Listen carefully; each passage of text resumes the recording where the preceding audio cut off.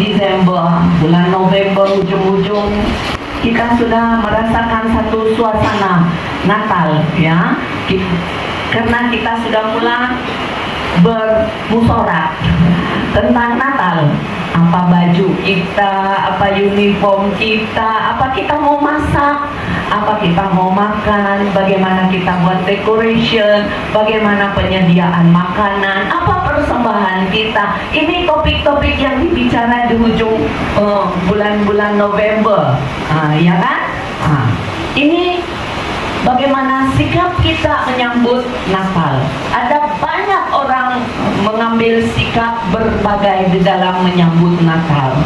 Tetapi ada juga yang berkesempatan menyikapi penyambutan Natal ini dengan apa itu?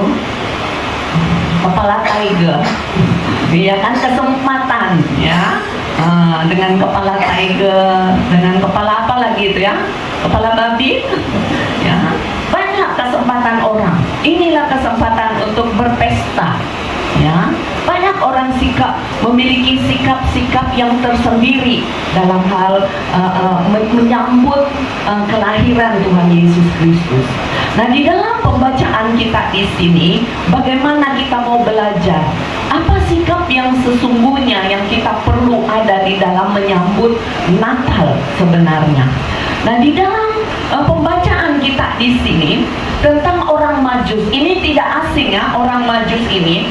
Orang-orang Majus ini adalah orang-orang yang berhikmat dikatakan. Orang-orang yang berhikmat, orang-orang yang cerdik pandai. Itu sebab dia boleh tahu menafsirkan arti-arti bintang. Oh, tetapi jangan bermakna, oh pastor bilang boleh. Jadi siapa suka tengok itu ramalan bintang-bintang itu? Apa itu?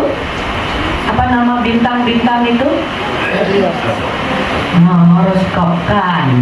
Siapa biasa tengok apa itu nasib hidup di sana?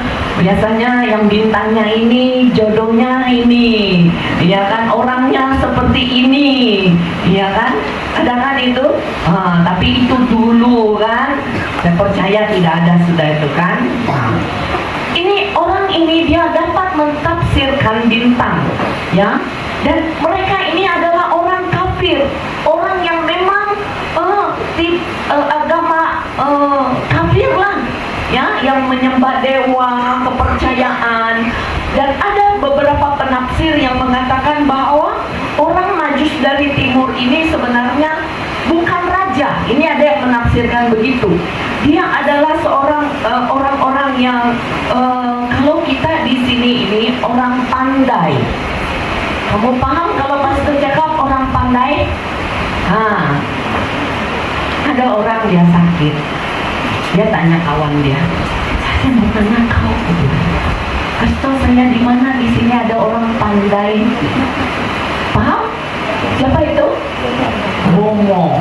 Mengapa disebut orang pandai? Bomo adalah orang pandai. Kita sebut orang pandai. Siapa yang pergi cari orang pandai adalah orang bodoh. Jadi siapa yang pergi bomo adalah orang bodoh. Sebab dia pergi cari orang pandai. Betul atau betul? Nah, jadi siapa yang kalau sakit pergi cari orang pandai, dia orang bodoh. Hanya orang bodoh yang cari orang pandai kan? Nggak ada orang bodoh cari orang bodoh, ya kan? Nah, jadi kita semua orang pandai di dalam Tuhan. Kita semua orang yang sudah dibenarkan dalam Tuhan. Kita tidak perlu cari orang pandai lagi di dunia ini ya. Nah, ada yang penafsir mengatakan demikian. Mereka ini adalah orang pandai yang boleh melihat nasib hidup, apa-apa kejadian dia tahu, ya. Dan boleh dikatakan dia ini seperti itulah. Ada penafsir mengatakan demikian. Yang jelas dia adalah bukan orang Yahudi dan dia tidak tahu tentang Mesias itu. Dia tak pernah dengar, tidak tahu. Tetapi dia tahu itu bintang mempunyai makna bahwa adanya seorang yang penting di sana. Adanya seorang yang sangat bermakna dan penting sudah lahir di sana, dan dia mau tahu, ya, orang ini, mereka pergi, ya, boleh dikata dia ini ahli nujum atau tukang tilik, atau juga boleh dikata tukang sihir sebenarnya. Nah, boleh dibayangkan lah kalau tukang sihir, ahli nujum, kalau Bomo di sini pakaian orang macam mana? Kalau dalam lukisan, dalam drama-drama kita selalu digambarkan orang Majus itu, wah, pakaiannya macam raja kan? Pakai mahkota, dikatakan begitu kan, digambarkan sedemikian ya. Bajunya yang wah, bagus ya. Tapi ada penafsir katakan dia adalah ahli nujum, tukang sihir. Ya, tukang sihir, yang ahli nujum, tukang tilik. Bagaimana pakaiannya? Cobalah kamu bayang kalau bomo-bomo kita sekarang ini, bagaimana dorang? Pakai kalung tengkorak, ya kan? Begitu bukan? Iya kan? Yang kalungnya itu rantai taring-taring banyak sini itu. Itu gambaran tukang tilik kan? Kalau kita pergi tempat tukang tilik itu yang aneh-aneh, tengkorak lah, apalah ada di badan dia. Nah, saudara bayangkan dia pergi untuk mencari, ya. Dia pergi mencari. Dia tidak tahu sedikit pun tentang lahirnya sang raja juru selamat itu. Dia tidak tahu. Tapi dia tahu bahwa ada orang penting lahir, ya. Dan dia mau tahu. Dia mencari. Dan bukan itu saja. Selain dia mencari, dia bertanya. Saudara, dikatakan dari timur, bukan dari timur, ya, dari sebelah timur, jauh perjalanan dia. Nah, perjalanan menaiki onta, ya, mengalami bahaya, ya, di tengah perjalanan di padang gurun, pasir dan sebagainya. Dia sungguh pergi mencari benda yang dia tidak tahu, tapi dia mau tahu. Luar biasa ini, ya. Dia mau tahu bahwa dia bilang adanya lahir seorang yang sangat penting, raja yang sangat penting di sana. Itulah dia bertanya, mencari tahu dan bertanya. Dan bukan itu saja, ya. Dikatakan dalam ayat 2, kami telah melihat bintangnya di timur dan kami datang untuk apa? Untuk apa? Menyembah. Luar biasa. Dia tidak kenal, dia tidak pernah tahu. Tapi dia kata, kami mau cari dia, kami mau menyembah kepada dia. Wah, luar biasa ini. Seorang tukang tilik, ya, mau menyembah orang yang dia tahu yang datang itu adalah seorang yang bermakna. Sanggup dia datang jauh-jauh. Dia sanggup datang mengorbankan segalanya untuk mencari dan mau menyembah. Dan waktu dia sampai, saudara, di Bethlehem itu, dia tidak tahu mana satu tempat. Kalau bilang di Tenom ini pun luas kan? Mana satu tempat? Saya tanya Gembala Juina, di mana itu Mandalong? Sana itu pas tebal masuk sini. Pergi Bapak, enggak, bukan. Jalan sini. Oh, saya tidak tahu. Nah, ya, oke lah, saya ambil kau sana. Kami jalan tadi.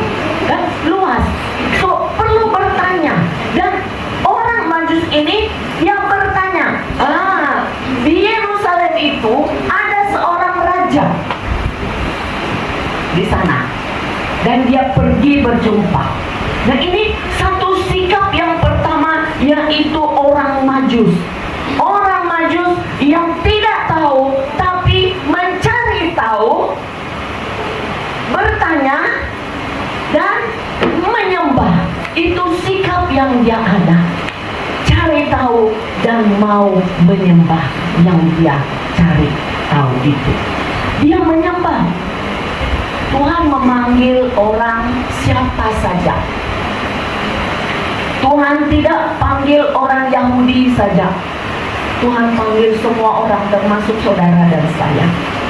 Kita dipanggil orang yang hina, orang dianggap tidak layak dalam masyarakat, nah, Tuhan panggil masuk di dalam rencana Tuhan.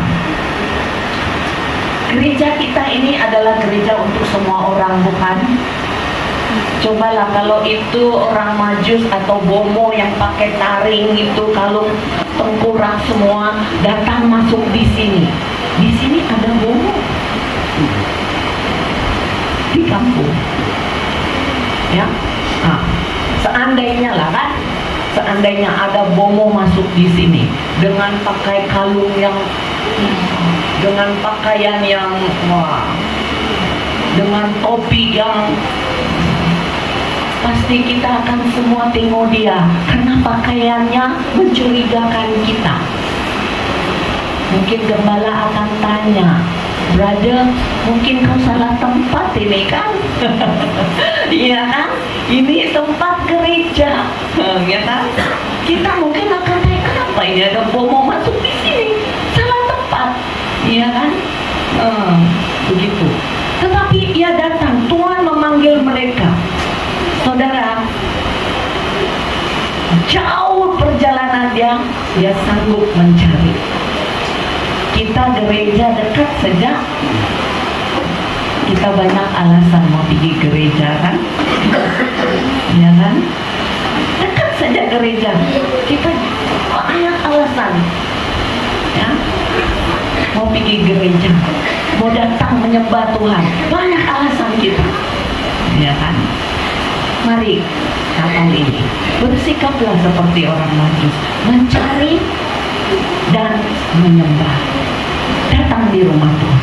Yang kedua, dia datang bertanya dengan Herodes. Herodes ini siapa? Ini raja,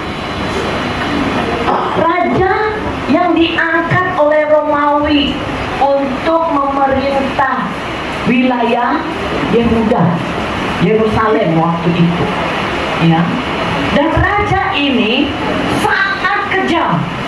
Raja ini sangat kejam. Dia sangat jahat. Dia sanggup bunuh anaknya sendiri karena dia curiga anaknya akan mengambil tahtanya sebagai raja. Dia bunuh anak dia. Apalagi kalau dia dengar ada seorang raja di sono sedang lahir, itu sebab dia memerintahkan askarnya untuk mencari anak yang berumur 2 tahun ke bawah untuk dibunuh. Karena anak 2 tahun menjadi cabaran bagi Herodes. Anak kecil menjadi cabaran untuk dia. Herodes adalah orang yang tidak boleh lihat orang melebihi dari dia. Ya, dia tidak boleh lihat orang yang lebih hebat dari dia. Nah, jadi kalau ada orang yang masih ada sikap tidak senang lihat orang yang lebih pandai dari kita, dia Herodes. Nah, dia Herodes. Kalau lihat kawannya berhasil, wah dia kayak cacing, gelisah dia, nggak boleh tidur dia, balik sana balik sini, nggak boleh tidur karena ada orang kawannya lebih berhasil dari dia. Itu Herodes. Herodes ini gelisah dia waktu orang Majus bertanya, ya.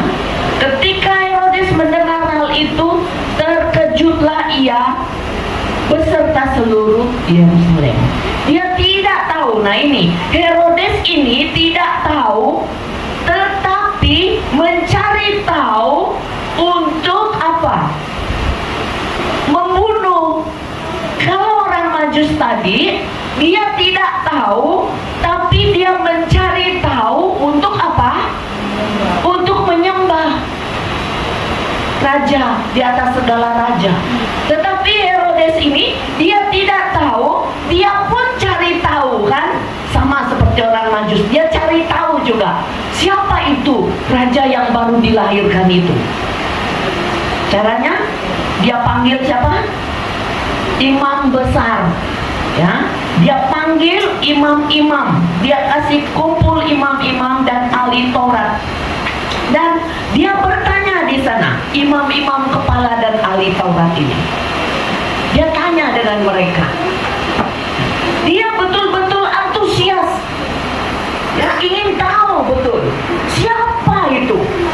Nah, ini Herodes betul-betul mau tahu, tapi berbeda niatnya ingin tahu daripada orang Majus.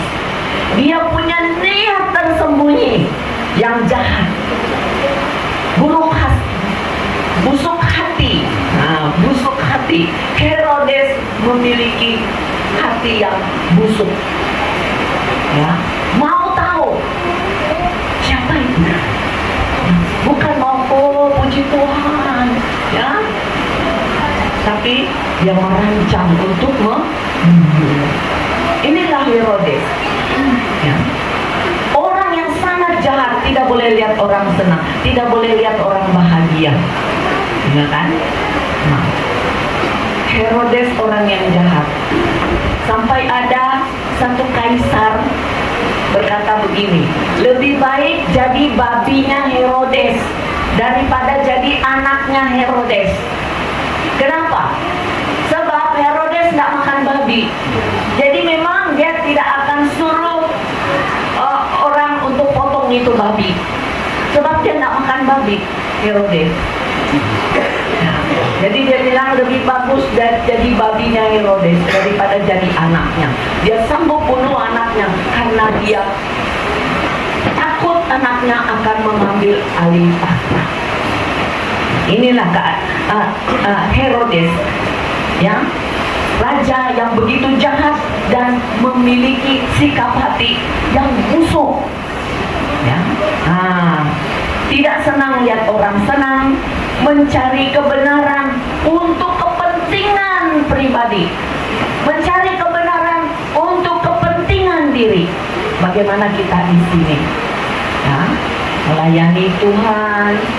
Apa tujuan kita? Adakah kepentingan kita sendiri?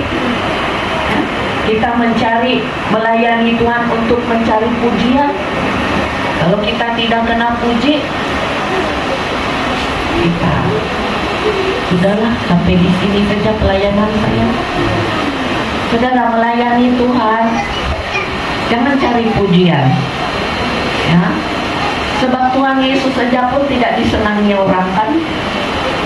Tuhan Yesus tidak disenangi,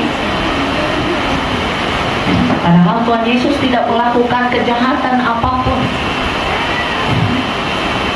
Jadi mari melayani Tuhan, jangan cari pujian.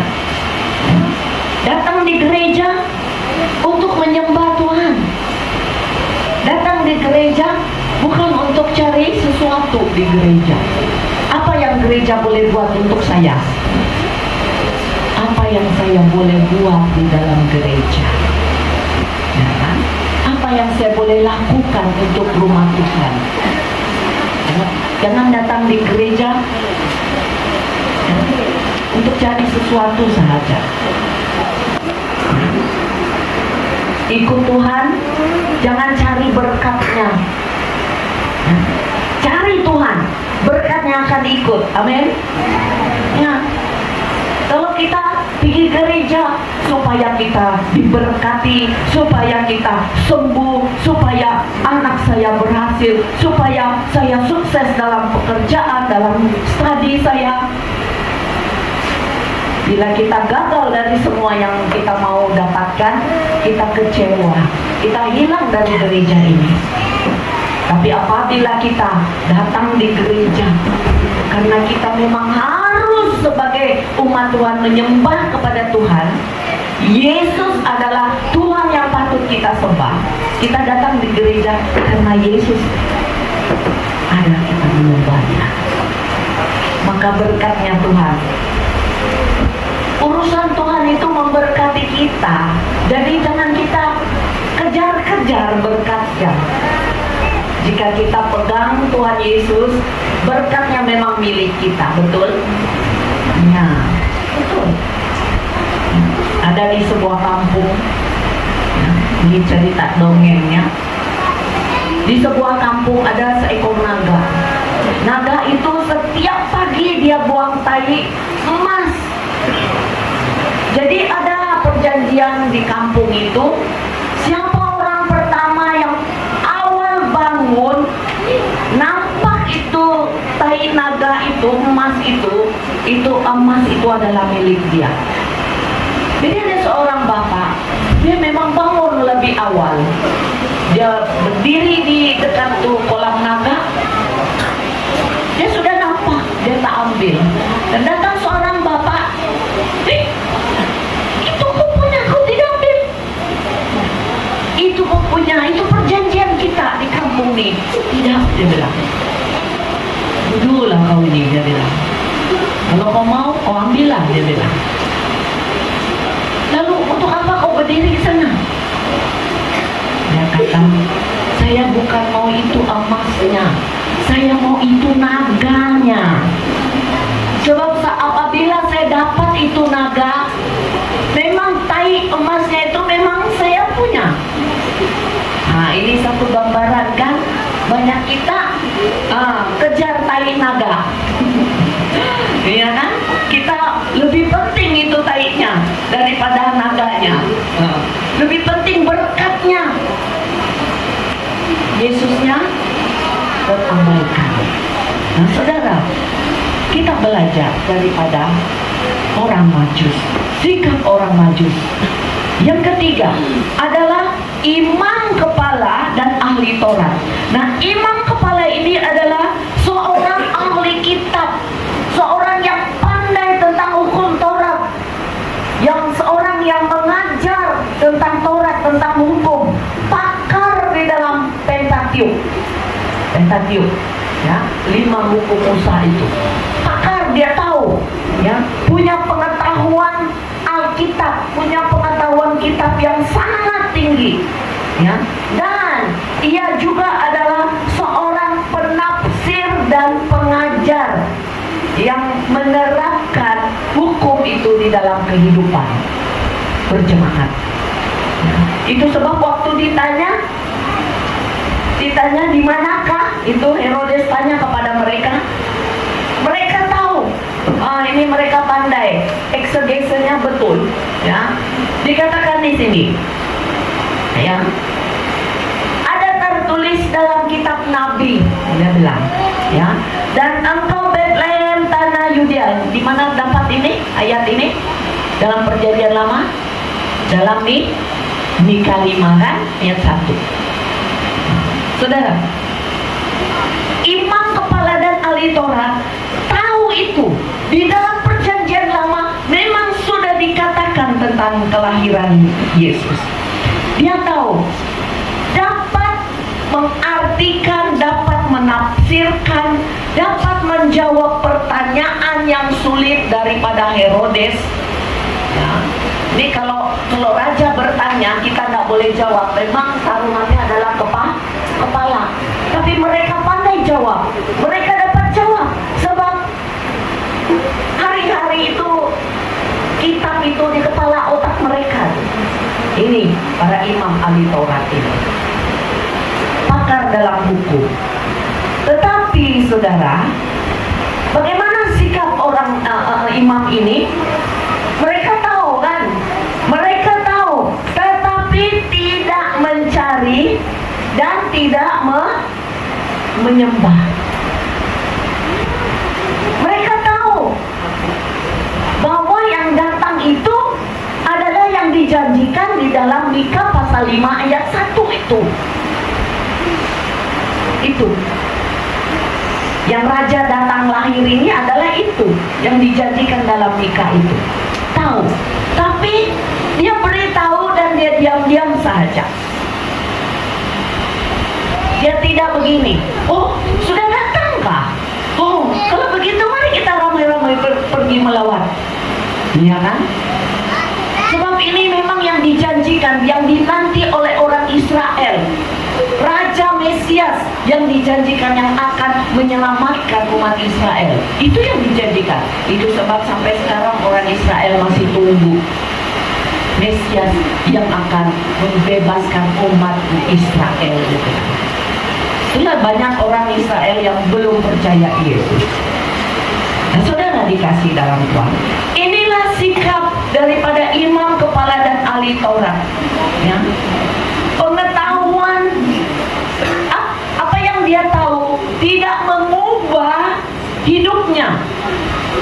Nah, berapa banyak kita belajar Alkitab, berapa banyak kita tahu tentang Alkitab, tapi berapa banyak firman Tuhan itu telah mengubah hidup kita? Berapa banyak yang sudah mengubah hidup kita? Kita yang sudah umur tua-tua ini enggak tahu berapa kali dengar khotbah ini pun mungkin sudah berkali-kali ya. Tetapi berapa yang sudah mengubah hidup kita? Kalau tidak, firman Tuhan itu hanya menjadi pengetahuan kita saja. Kita ada menjadi orang Kristen yang beragama, ya, daripada tidak ada ditulis agama apa, nah Kristen lah, tapi hidup tidak seperti seorang yang mengasihi Kristus dalam hidupnya. Jadi Bapak Ibu Saudara dikasih dalam Tuhan, banyak membaca Alkitab, buka hati. Banyak pemahaman, pengetahuan yang kita dapat, buka hati kita. Pada waktu kita membaca Alkitab, buka hati kita. Pada waktu kita dengar khotbah setiap minggu, buka hati kita. Supaya kita pulang tidak sia-sia setiap hari minggu dari gereja. Ya. Dulu, sebelum saya betul-betul bertobat, saya menjadi Kristen, ya, sebab keturunan, ya, ibu bapak. Jadi waktu saya sudah bertobat, masih bayi rohani lah kan, tapi waktu itu saya sudah remaja 18 tahun begitu kan, ya. Dengan ibu saya, kami dua. Kemudian bapak saya, adik-adik saya yang lain belum. Pergi kami KKR, mana-mana kami pergi, bantu pendeta, bantu gembala, pergi buat mission trip, ya, sampai ke pedalaman hulu Sungai Mahakam tuh, naik perahu yang kecil untuk mengambadan saja tuh, ya, pergi ikut sana. Tapi kalau KKR dengar khotbah, ya, apa? Saya bisik ibu saya, Nam ini kalau bapak ada kan, Nam betul ini khotbah untuk dia. Pulang rumah, Pak, sayang betul kau tidak ada tadi. Ya, kalau kau ada itu Nam betul itu firman Tuhan tadi untuk kau. Nam untuk orang lain, tidak Nam untuk saya. Saudara, kita kehilangan berkat Tuhan. Waktu kita dengar firman Tuhan, buka hati kita lebar-lebar. Setiap kita perlu firman Tuhan dalam hidup kita, amin. Sebab kalau kita dengar firman Tuhan, saya sudah tahu, saya hafal sudah ini ayat, itu hanya di kepala otak kita saja. Kita hanya menjadi orang yang tidak seimbang, kepalanya besar, tapi badannya lurus. Kalau jalan, kepala besar boleh miring-miring, kan? Kamu bayangkan lah kalau kepala besar, badan kecil, ya, tidak balance kan? Ya. Keberatan angkat kepala, harus seimbang kepala dengan badan, ya. Jadi buka hati waktu baca Alkitab, waktu dengar khotbah, buka hati kita, selidiki aku Tuhan. Jangan ini, betul itu untuk dia tuh. Tadi bergaduh dengan kawannya, ya, sama-sama dalam gereja. Namanya itu pendeta cakap tuh tadi itu. Bagus dia dengar betul-betul. Saudara kehilangan berkat Tuhan. Kamu tidak akan bertumbuh-tumbuh kalau kamu dengar firman Tuhan. Oh, itu untuk si Ano, ini untuk si itu. Untuk saya dengar firman Tuhan, maka kita akan bertumbuh. Mari kita mengambil sikap seperti orang Majus ini bersama-sama dalam merayakan Natal tahun ini, ya. Cari Tuhan sungguh-sungguh, sembah menyembah Dia sungguh-sungguh. Datang di gereja untuk menyembah Tuhan, bukan datang di gereja untuk berborak dengan kawan. Itulah kalau kami pergi di gereja, kami pergi keluar pelayanan, kami tidak umum awal-awal dengan jemaat. Ya, pemimpin kami bilang, pasti ada bagi tahu, ada umum di jemaat. Tidak, sebab nanti kami umum jemaat tidak datang minggu. Tidak ada pastor, tidak datang pemimpin sejak, jangan datang. Ada jemaat begitu kan? Tidak ada gembala. Si anu saja itu yang pimpin itu. Si ini yang khotbah, saya kenal dia itu. Waduh, bertobat saudara. Iya, apa yang dia sampaikan itu yang kamu mau dengar. Firman Tuhan itu yang disampaikan, itu yang kita mau dengar. Siapapun dia. Iya kan? Itu sebab kami bilang tidak payah kasih tahu jemaat. Nanti jemaat nak mau datang, ada sudah dengar. Pastor pergi pelayanan, saya tidak mau datang lah. Jangan begitu. Ya kan? Tuhan Yesus ada di sini. Saat jemaat berkumpul memanggil nama Tuhan, aku hadir di sana. Ingat Tuhan ada di sini. Nah, apa yang kita mau, Tuhan mau kita buka hati kita. Tuhan akan menjamah kita. Tuhan tahu apa keadaan kita. Tuhan tahu apa yang kita perlu. Yang penting buka hati. Soal sakit kita, soal keperluan kita, soal masalah kita, itu urusan Tuhan. Urusan kita, cari Dia, sembah Dia. Seperti orang Majus, cari Tuhan dan sembah Dia. Pada waktu kita mengambil masa sungguh-sungguh mencari Tuhan, menyembah Tuhan, Tuhan juga akan bekerja di dalam hati kita. Mari kita mengambil sikap Natal yang benar sempena perayaan Natal tahun ini. Amin. Tuhan memberkati.